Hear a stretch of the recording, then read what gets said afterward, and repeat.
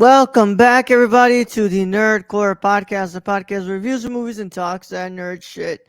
This is episode 677, and it is your review of The Lady from Shanghai. As we start this Orson Welles Month here on the podcast, as always, is the nerd you gonna hear the whole show on. So my wonderful co-host Brad Young Yoda. So, everybody, welcome to a wonderful, wonderful Monday night where the time Monday is night, right. and the feeling's right? You get Shanghaied. English. We're talking about Orson Welles films this month, and today we're looking at The Lady from Shanghai, a bad Irish accent from Orson Welles, and a stunning Rita Hayworth. But before we go ahead and get into the film, Brad, how are you doing today? Doing well, Ro. Doing well. Work was pretty decent today, so I went quickly. I think I accomplished a few things, so can't go wrong with that. And now I'm here talking to you about an Orson Welles movie. Daddy Orson. Daddy Orson. Yes, sir. I mean, nothing will beat. Honestly, nothing will beat that. What the fuck do we watch? What's it called? Transformers. The Transformers animated. Yeah, Transformers animated 1984. Bro. Yeah, Transformers 1984. Nothing will beat that Orson Welles to me. Which questions makes me question why Orson was like, I just do an Irish accent. Who knows, Brad? I mean, this was young Orson, so I don't know if his voice and vocal range was quite to Daddy Orson in Transformers 1984, but I don't think so, Brad, because he didn't have a hard drinking life. I hate to say it like this, but he didn't start getting that powerful voice until he got fat.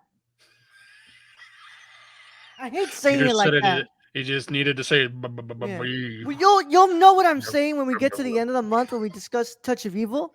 But he didn't start sounding like that until he got fat. Yeah.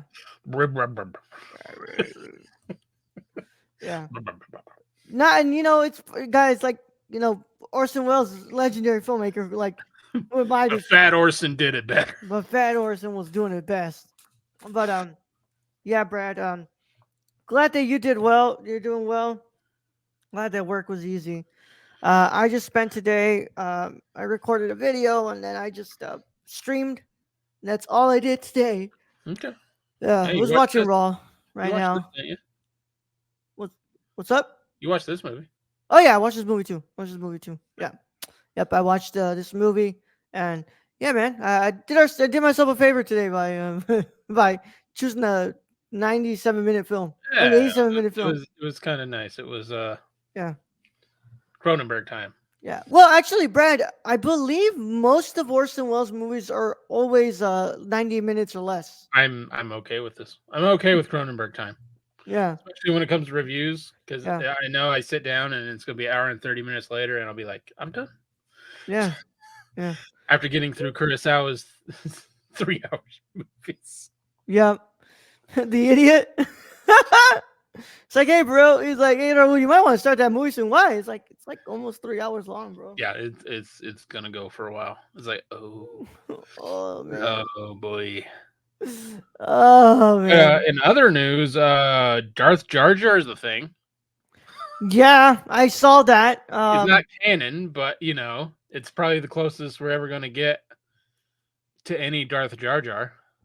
Hey, look, man, I'm happy for Ahmed Best.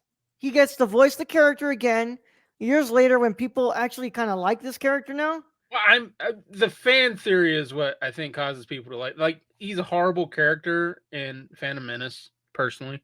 Yeah. Because, I mean, he's a bumbling idiot. And the fan theory has always, if you think that Darth Jar Jar in the Phantom Menace, it actually makes the movie better. Yeah. Yeah, I guess.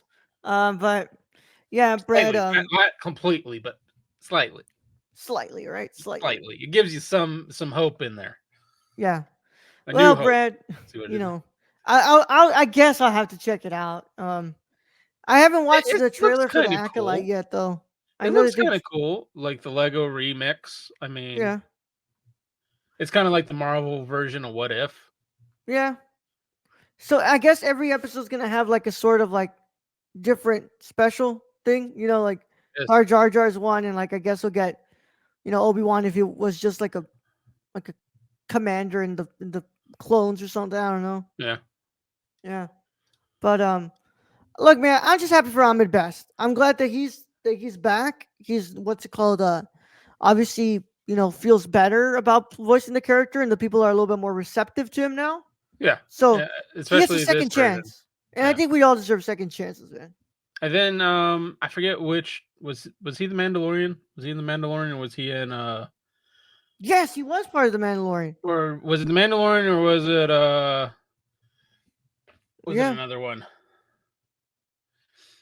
Which yeah, he made an appearance. So I yeah, yeah. okay. So I feel happy for him. I'm glad for him, bro. Like, you know, let's just let's just what's it called? Hope for the best, right? Yeah, I mean honestly it looked kind of cool for Yeah. being a Lego special. But yeah, when you sent But it to me, I was like, "What the fuck is this, Brad?" I was like, "Is this some Twitter made shit, like fan made no, shit?" this is an actual show coming out on Disney Yeah, Plus. yeah, yeah. You're like, "No, this is very real. This is very real." This is happening apparently. Yeah. But I have not watched the Acolyte trailer yet. No, me neither. I need to see it. I need to see it. Look, not even the Acolyte was gonna make me go watch Phantom Menace, because they had that thing like they had a sneak peek at the Phantom Menace. What's it called? Sneak peek at the Acolyte after the Phantom Menace. Honestly, the only thing that I would have done is gone and got the popcorn bucket. I Got the probably even popcorn bunny, I but probably even bought the ticket. I would just gone in and got the popcorn bucket and left. I was like, I get the popcorn bucket. I go into another movie. I time it out. I wait for Phantom Menace. Then I walk in for the credits, and I stay for Acolyte. Done. That's how you Oh do it. my god. Oh man. Well, Brad, very excited for this month. We're gonna get to cover a filmmaker that I'm very interested in because I've only ever seen just one movie from Orson Welles. Directed film from Orson Yes. Welles. I've Yes. only ever seen Touch of Evil, so I've never seen anything else from him. So, but I'll go ahead and spoil it for you guys. We're not doing Citizen Kane this month.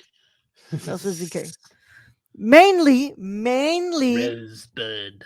because I don't have the 4K, and I want the first time I watch Citizen Kane to be the Criterion 4K of that film. Rosebud. Is bad. Yeah. Rosebud. So Mm. So yeah, let's go ahead and get this thing, Brad. Let's go ahead and do it. So throw that banner for me, Brad, please, as I go ahead and read this Boop. from Wikipedia. Today's episode of the Nerd Court is brought to you by SeatGeek. Whether you want to see your favorite band, sports team, or comedian, SeatGeek has you covered.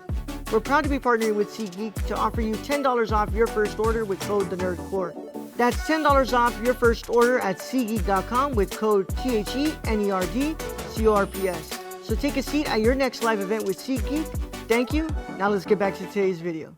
The Lady from Shanghai is a 1947 American film noir produced and directed by Orson Welles that stars Rita Hayworth, Wells, and Everett Sloan.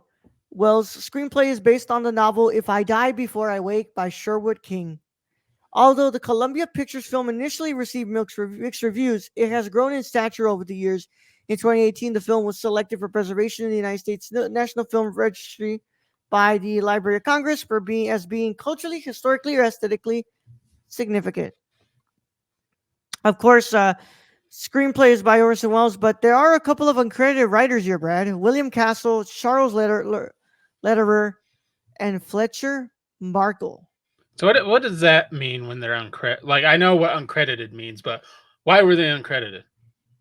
I don't know. I'm gonna go over to IMDb to check some what's it called some trivia here because that does Are we talking yeah. like Drake's Ghostwriters uncredited? Is that I where don't we're think going? so. I don't think so, Brad. This ain't Uh, this ain't 1v20, it's 20v1, bro. the cinematography is by Charles Lawton Jr. and then Rudolph Matt was uncredited and Joseph Walker was uncredited. We edited, just uncredited everyone. yeah, edited by Viola Lawrence. Music is done by Heinz Rohrheld. Color process was black and white. Okay. Oh, duh. Yeah, it's good set an hour and 28 minutes, and it made 1,564,609 admissions in France. I don't know how much that is in like in money. U.S. dollars, but Yeah, but yeah, that's a lot of emissions. That's over. yeah, Quite a bit of emissions. yeah. When it came out in 1947 in France, it came out in 1949 over here in the United States. But You knew oh Orson yeah, was getting drunk in France. yeah. But I mean, I guess a million admissions is a good amount of money. Yeah, Yeah, 1.5 million, over yeah, 1.5 million. So yeah. pretty So good, I would say. and why is Orson Welles uncredited as the director for this though? Huh. All right, How's he Brad. uncredited as director? How does that work? Yeah. According, I'm trying to see here. The only Um, one we know was in the movie because everybody else was uncredited was Rita Hayworth, and that's all that yeah. matters. Like no one else we know was a part of this movie. Yeah. Oh my god. Columbia Pictures boss told Orson Welles he would never again hire one man to produce, direct, and act because he could never fire him. I can't fire myself. Yeah. Original rough cut of the picture ran 155 minutes. Numerous cuts made by Columbia Pictures included a shortening of the famous Funhouse finale. Damn. Um, doesn't look like anything. What's up with the uncredited writers, bro? I don't. I don't know. Did Orson just not want them to be credited? I don't know. Do you pay them less if they're uncredited? I don't think you do. Yeah, I don't know, Brad. Well, with that said, though, I have to say, Brad, quite enjoyed this movie. I think it's a damn good noir. Um, but I couldn't get over the accents in this film, and it's not just Orson's accents; No. it's like everybody else's accents Hey, too. lovers, Lovers. lover, oh lover, It's so funny. Like I don't know why it makes me laugh so much, lover. but It's just like everybody's what the accent in these movies fuck? are like all over the place. I really like this movie. I like the whole plot of like trying to frame a guy for murder, even though the guy like isn't didn't do it. But they're like, And we then, need a and then, and then, as always, you get out of it by punching your way out. yeah.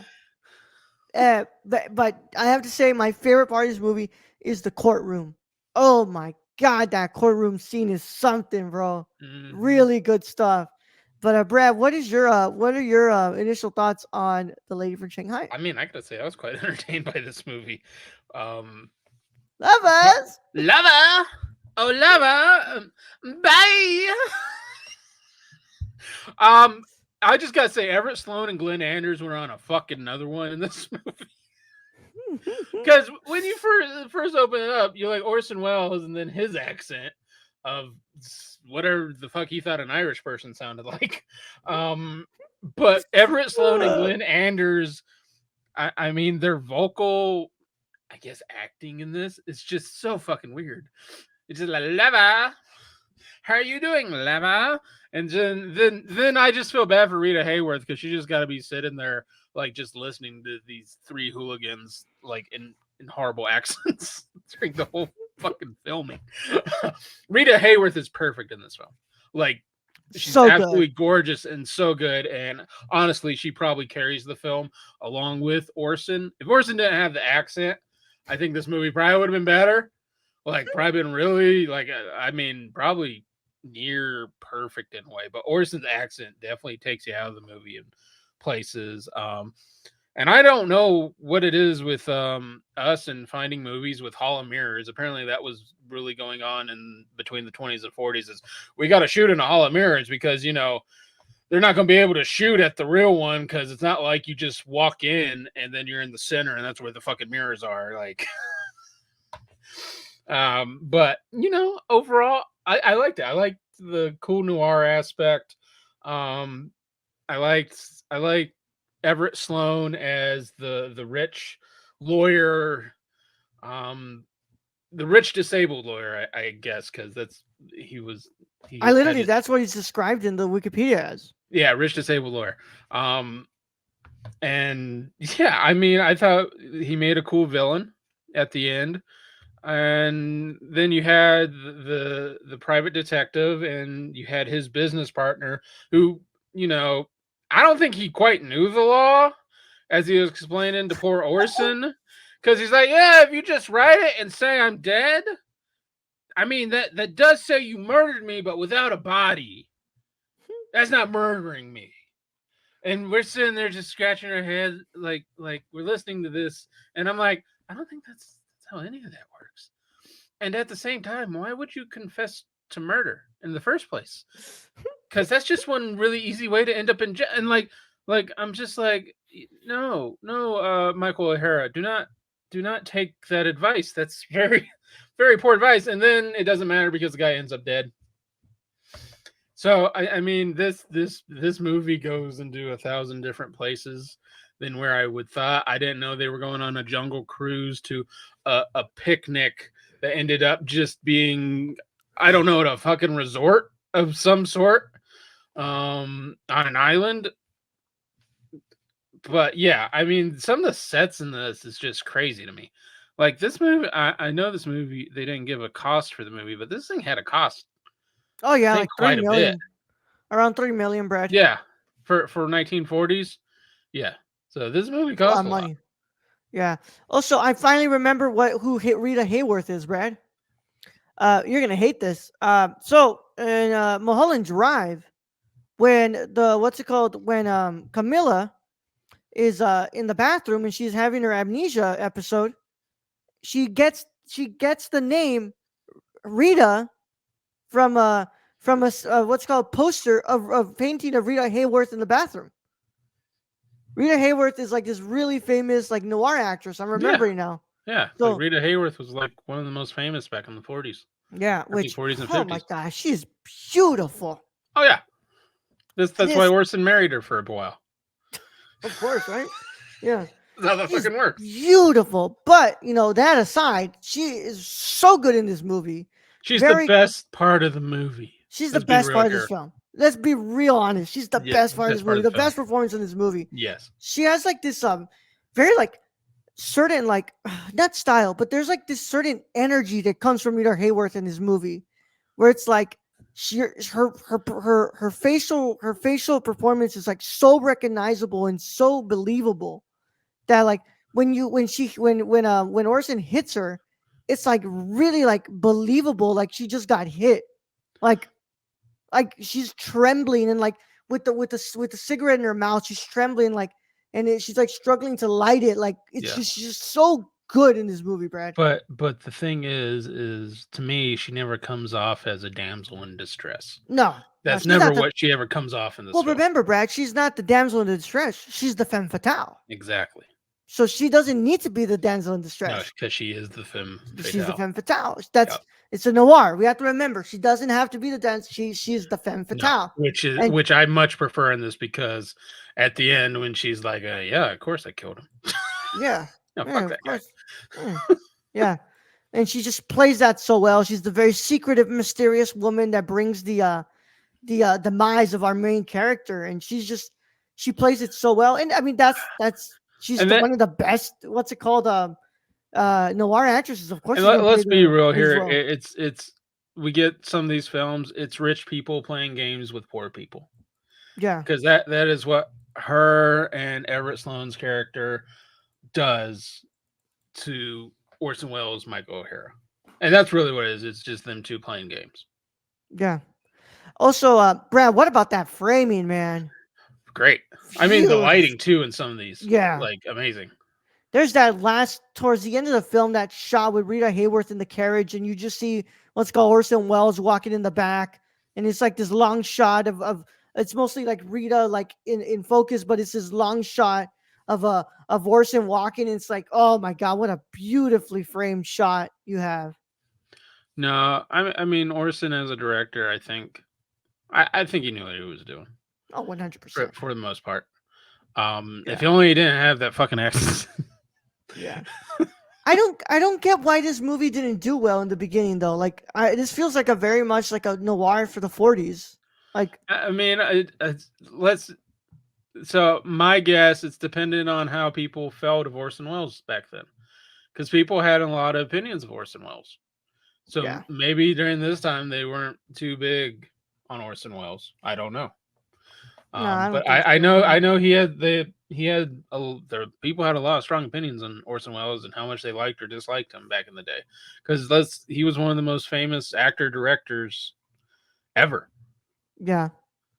And like I said, It, he's it, not it terrible in this movie. Like he's it'd not be bad in like this movie. it'd be like if James Cameron came out and directed a film and then acted in it as well. You'd have a whole slew of people like me who'd be like, no, No, just fucking no. like no, don't. We're good. No, We're good. no. Seen enough Yeah, blue people, James. yeah.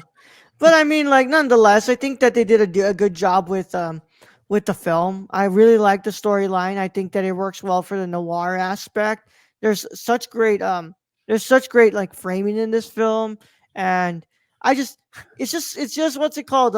It's crazy that that whole courtroom scene is just so crazy because it's like Whew, they he's even just get beating up all the cops. they get the attorney to come in like what's called testify for Yeah, himself. and he's talking to he's basically asking himself questions and answering. It's just like, well, I don't think that's Yeah. quite allowed, but And then what the the fuck do I crowd know? gets all crazy and like, And then he yeah, sneaks out. I mean, yeah, pretty fucking dude. But before that, I think one of my favorite shot scenes in this is when you had Everett Sloan's business partner played, I think it's by Glenn Anders, and he's getting away on the boat. And it's when Orson shoots those shots from his gun and yeah, alerts all those people. Just that shot on the beach of him going on the pier and just walking through, and all these people coming out of their houses to see what's going on, and just the lighting in that, and just how well that's shot, because that's shot from like behind him from a little ways away as yeah, he's running down the pier. So to me, I mean, that was my favorite shot of the movie, I think. yeah. And like he's kind of done that before with other films that he's made where he uses like these long lens to, to get some room in there, but it also kind of gives a sort of like an optical illusion in a way too. But just fantastically made, bro. Uh, but yeah, I was like, I that whole courtroom scene was so fucking crazy, and everyone's like, we gotta get out. It's like the cops are like, well, no, like I gotta get out of here. It's like, no, you're gonna come in here and you're gonna control my courtroom. What the Hey, hell are you talking? get two fucking cops in here. God damn. That judge was not having it that day. No, And that he's that just judge so was pissed mad. because O'Hara just dunks on that pill bottle. And Yeah, then I love how Rita Hayworth's character is like, why did you take the pills? And he's like, you motioned me to take the pills. Isn't that what you were doing? You yep, went like, and I went like that was the. What the fuck do you mean? What do you mean? yeah. Well, you literally told me to do it. Yeah. uh, The only one nonetheless, who had a clue in this fucking movie was the Chinese driver. yeah. Nonetheless, damn good movie. I don't think I like this more than Touch of Evil because I really like Touch of Evil has an amazing opening shot, which is like Yeah. this big oneer, which is great, and you're gonna see it at the end of the month. But like, I gotta say, I put this at least what's called below that, and I give it an 8 out of 10. Brad, I really like this. I really like this movie. I had a lot of fun with it. And the pace is really good. And like I said, I really like the storyline of like the frame for murder and how Rita Hayworth plays her femme fatale. Yeah, What's your final verdict, I Brad? mean, I had a fun. This was a fun watch. This was entertaining to me. In more ways than one.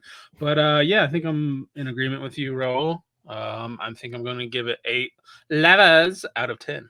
Yeah, yeah. Lava. Please never do another Irish accent, Orson Welles. Well, he can't anymore, right? I just hope I Yeah. don't see another film with him in an Irish accent. Aye, matey. No, that's a Yeah. pirate. No, It you're was just like, close.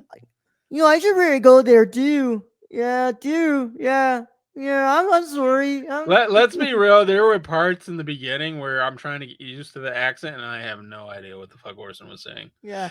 At points, I was like, "Are you trying to do like a Canadian accent?" And it's like, "No, he's supposed to be Irish." I'm like, "That is not Irish at all. Nowhere near being Irish." And I don't know what ever Sloan was doing. Yeah. And Oh, just go. I mean, if I could call Rita Hayworth lover during the whole time, I guess I would too. Lover, Mama. come here, lover. Yep. Oh my Are god. you going to miss Michael, lover? This is Yeah. But this movie's also kind of ridiculous anyway. the mirror scene. The mirror scene is amazing. God, I love that mirror I scene. mean, that's the mirror scenes are always cool, like especially when Yeah. they're breaking the mirrors and all that. Yeah, but the thing is, with the Hall of Mirrors, at least from what it looked like, you just step in, and yeah, you're looking at all the fucking mirrors from the center. It's like it's like what are you doing shooting out all the mirrors when you should just shot through the middle, like because Yeah. that's where they all were. But You know they I should get what have. they're doing. I get what they're doing. Yeah. The illusion of it all. Yeah. But it's a damn good scene, and I really liked it. Um, it doesn't tell you where they shot in Mexico because I know they did shoot in Mexico. It was But probably uncredited. yeah, yeah, they shot in Mexico because Rita Hayworth got sick. You can't put a yellow tin on Oh black and yeah, white roll. Acapulco Bay, Acapulco, Guerrero, Mexico.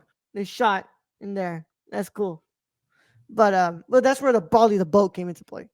But yeah, 8 out of 10. Brad gives it an 8 out of 10, and that concludes our review of the Lady from Shanghai to kick off Orson Welles Month. As always, we thank you all so much for joining us here. Go ahead and check out our website, nerdcore.com, Twitter at the Nerdcore underscore, Instagram at the Nerdcore, and Threads as well as the Nerdcore, TikTok at the Nerdcore, Patreon.com/the Nerdcore for $1 a month. You get this episode live, ad free, and early before anybody else gets to watch it or listen to it on Tuesdays at 12 p.m.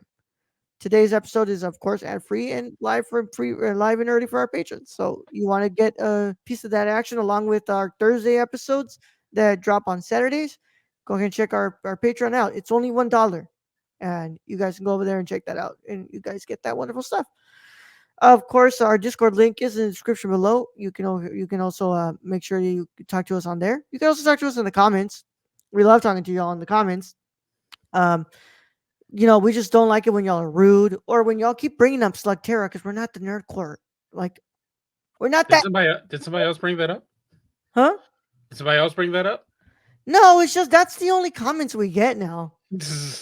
Yeah, we're not that nerd core guys. But yeah, we thank you all so much. Make sure if you're watching this on YouTube, click the notification. Oh, I'm sorry, subscribe. Click the notification bell so you don't miss another review during Orson Welles Month, and make sure you leave a like on the video, as all that helps out so much. On the page on the podcast side of things, wow, I am fucking up today. On the podcast side of things, make sure you leave a 5-star review and you follow us on your favorite podcast app of choice. All of that helps us out so much, and we could keep coming, keep coming. No, keep what's it called appearing in other people's feeds and in other people's ears. We're not coming to people's feeds. No, no. I don't know what's happening today, guys. I need a fucking job, guys. I need a job. That's what I need. And yeah, we want to thank our patrons. They make it possible. All our patrons are wonderful people, and you guys get so much cool stuff over there. You get early access. You get our what's it called TV commentaries and other cool stuff. Brad, can you tell them about our executive producer Shane? You can follow our friend Shane at twitch.tv/xsrk or on Twitter at thriftedil or go buy something from the Suppy God at prisoncityvintage.com. Damn straight. Of course, we've got more reviews coming down this week. We have Thursday's episode on Patreon, which is going to be live and free. Not live and free, live and ad free. Live and ad free is our what's it called review of the 1950s sci-fi horror film Them, Them about big ants, real big ants. big ants in your pants. Yeah. And then no live show this week, but next week we'll have our review of X-Men 97 during the weekend. So lots to look forward to as we try to make some room in between now and the Acolyte and all those June shows that are coming up. So we'll Woo. probably look at something else in the Got to meantime. be But spoiled. yeah, we're about to have a really good month in June. So I'm really excited for that. But lots to look forward to, guys. And of course, all of that is on here. So make sure you guys stay tuned to the channel. But we are going to go ahead and get out of here. Brad, let's go ahead and send him out of here. All right, Raul. Thank you for being host as always. Thank you to all those who join us in future chats. No Stacy today. We'll catch you later, Stacy. Thank you to our listeners out there, our Patreon supporters. We appreciate each and every one of you. And to end this episode, went out on a date. Do not call them lava. Young Yoda out.